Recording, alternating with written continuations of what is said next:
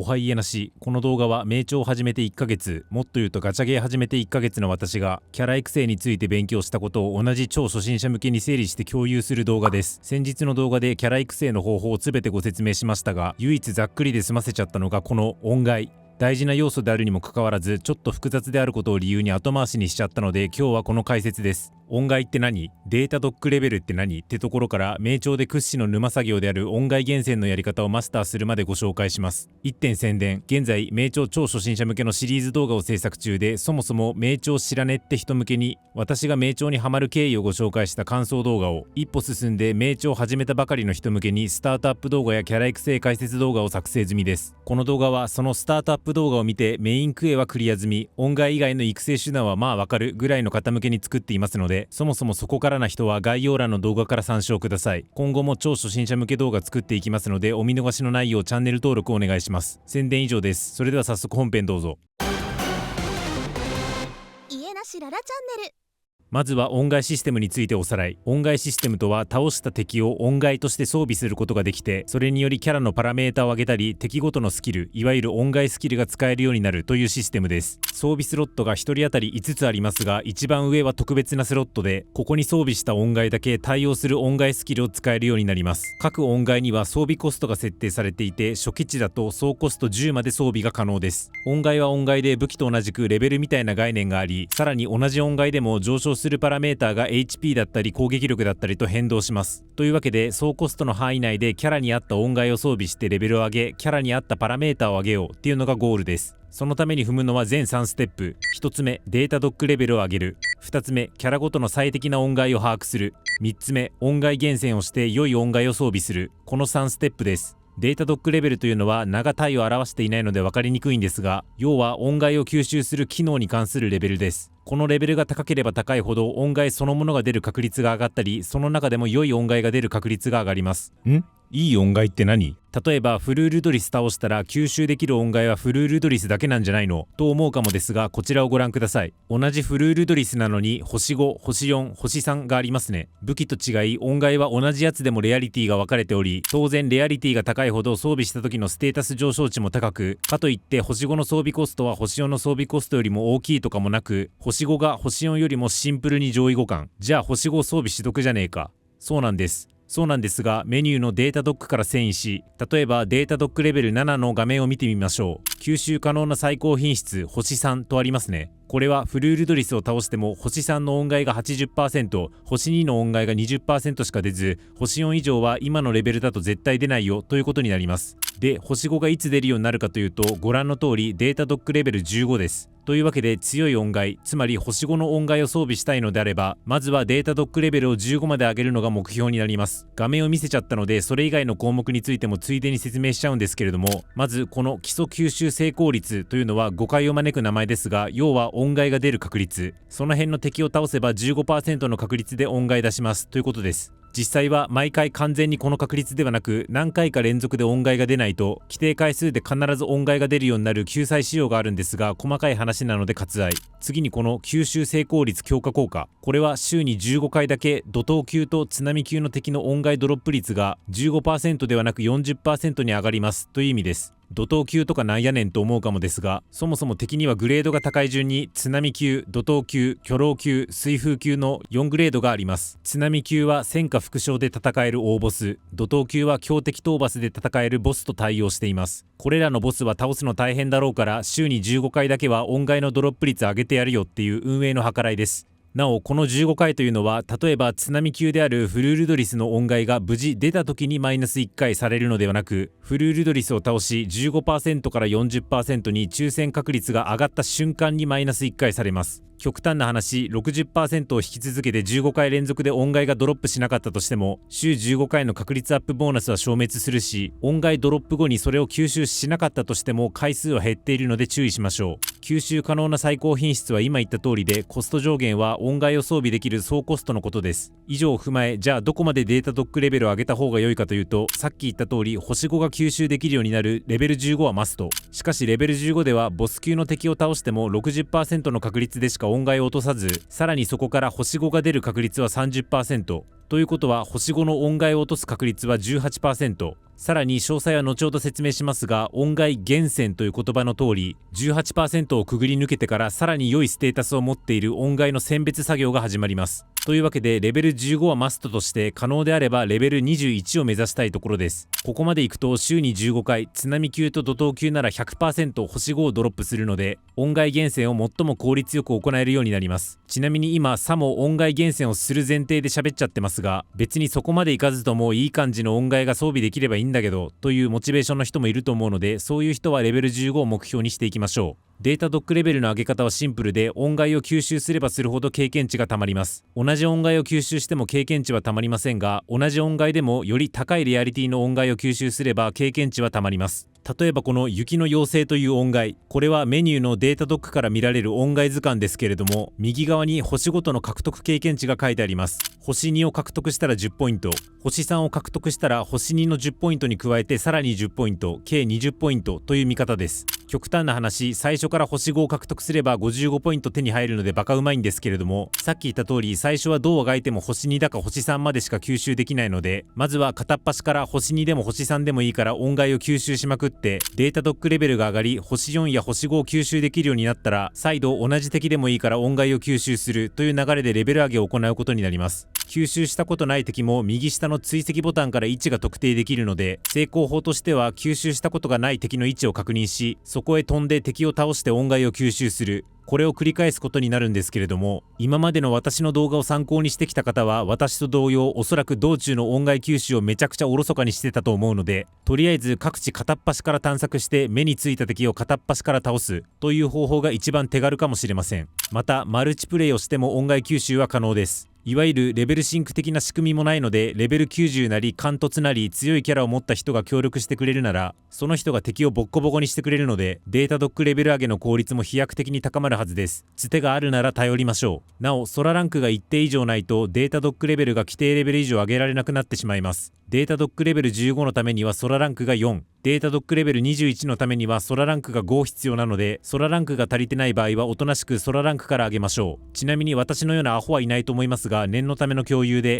データドックレベルを1上げるたびにもらえる報酬は右下のボタンから都度受け取りが必要です。どうせ大したことない報酬なんだろうと思いきや、データドックレベル1から10までに毎回もらえるコンポーネントというアイテムは、戦闘中ダッシュする時とかに消費されるスタミナの上限を10上げるという超重要アイテムです。これがあるのとないのとでは探索や戦闘の効率、難易度が大きく変わってくるので、忘れず受け取るようにしましょう。アホな私のように命中を始めて1ヶ月間スタミナ初期値のまま探索しないようにしましょう。そしてもう一つおすすめのレベル上げ方法があるのでご紹介。それがこのデータ融合です。データドックレベル8で開放される機能で、5つの音階をランダムに1つの音階に変換できるという機能です。未取得の音階には変換されませんが、獲得済みの音階のより高いレアリティの音階が出る可能性はあります。この時に排出される音階のレアリティの上限は吸収可能な最高品質と同じです。つまり星5を排出できるようになるデータドックレベル15になった時に、多分死ぬほど星2から星4の音階が溢れまくっているので、それらを片っ端からデータ融合してしまえば、これまで獲得した音階の星4や星5が排出され大量の経験値が得られるってわけです。基本的には星5の音階を装備することになるので、星4以下の音階はケチらずデータ融合してしまいましょう。やり方としては一括融合ボタンを押し、星2、星3、星4でフィルターし、すべてのチェックボックスを選択すると星4以下をまとめて融合できるのでおすすめです。なおデータ融合自体はデータドックレベル8からできますが、今お話ししたような仕組みにつき星5が排出されるレベル15から使い始めるのが無難です。ここまでで一旦まとめると、星5の音階を出すためにデータドックレベルを15、できれば21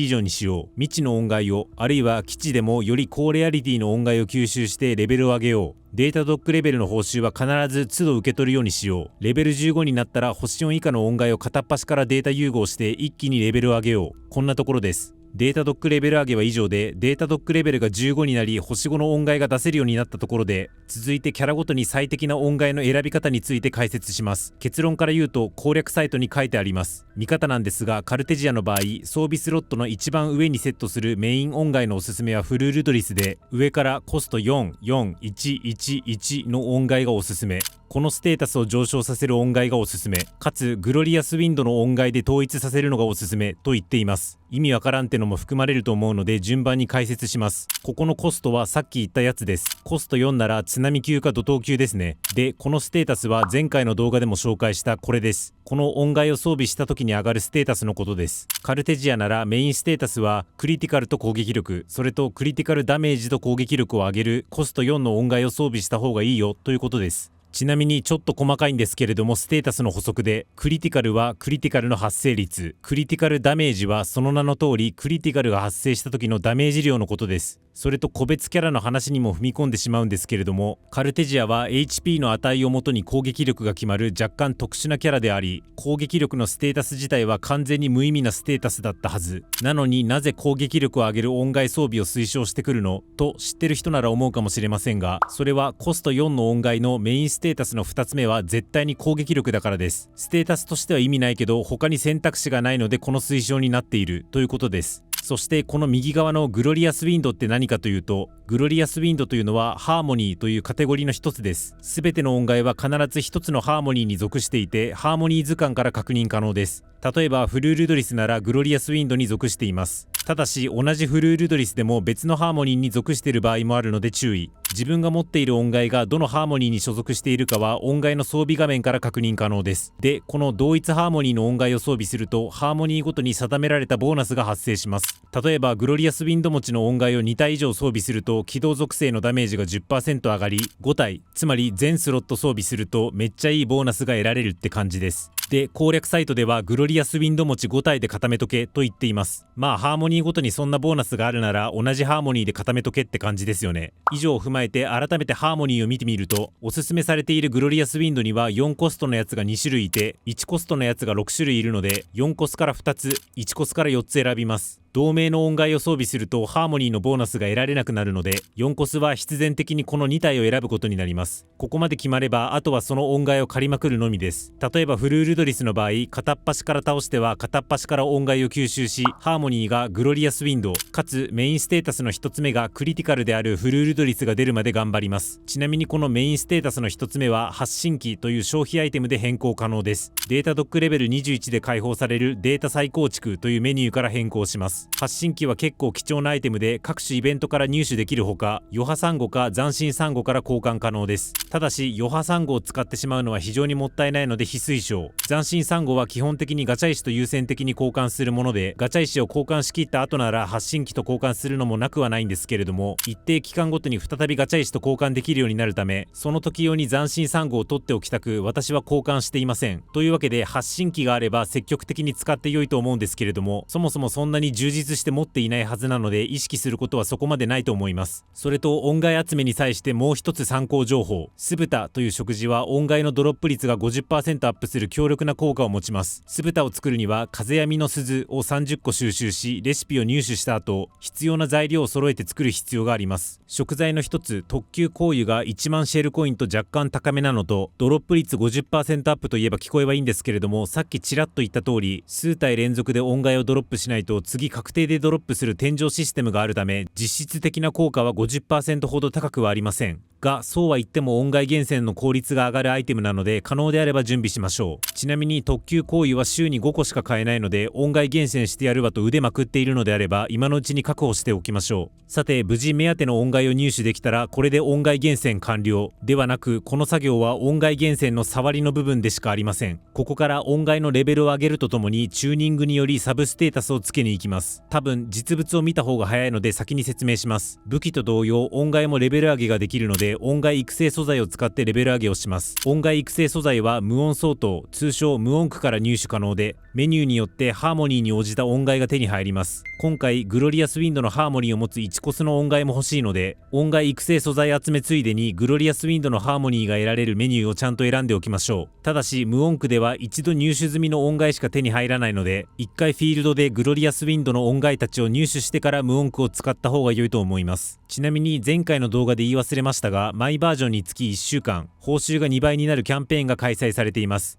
一応イベント名も共有しておくと、無音区報酬が2倍になるのが響き渡る音源、仮想訓練や行素領域の報酬が2倍になるのが反響領域です。イベント欄で開催期間が事前アナウンスされるので、この時は必ず2倍の報酬がもらえるやつでスタミナを消費しましょう。で、音階育成素材を無事集めたとして、それを使ってレベル上げをするときは、必ず歯車マークからチューニング可能なレベルまでを選択し、その後に自動選択の窓をクリックすることで、次のチューニング可能なレベルぴったりまでアイテムを使うようにします。何言ってんだって感じだと思うので説明すると、星5音階の場合、レベルが5上がるごとにチューニングという行為を行うことで、新たに1つサブステータスが追加されます。要するに、その音階を装備することで上昇するステータスが1個増えるんですけれども、恐ろしいことにどのステータスが増えるかランダムなので、例えばさっき言った通り、カルテジアだったら攻撃力が死にステータスになるんですけれども、サブステータスに攻撃力がついてしまうと爆死します。爆死したらその音階をお釈迦にしてまた新たな音階を拾いに行くことになります。というわけで一気に音階をレベル25にして5回チューニングできる状態にし、1回目のチューニングでいらんサブステータスがついてしまったらレベル上げに使った音階育成素材が無駄になるので、5レベルだけ上げて1回チューニング、いいサブステがつくか確認し、つかなければ破棄、いいサブステがつけば再び5レベルだけ上げて1回チューニング、この手順を繰り返すのがベストになります。なのでさっき5ずつ刻んでレベル上げするための手順を説明したということです。チューニングをする際はチュナというアイテムを使います。主な入手手段は先ほどと同様無音相当で気がついたら勝手に溜まっているはずです。ちなみにさらに沼要素になることを言うと、どのサブステータスがつくかランダムなのは今言った通りなんですけれども、パラメーターの上昇値までばらつきがあり、えぐいことに最小値から最大値まで2倍弱の差があります。というわけで音階源泉をどこまで追求するかって話をまとめると、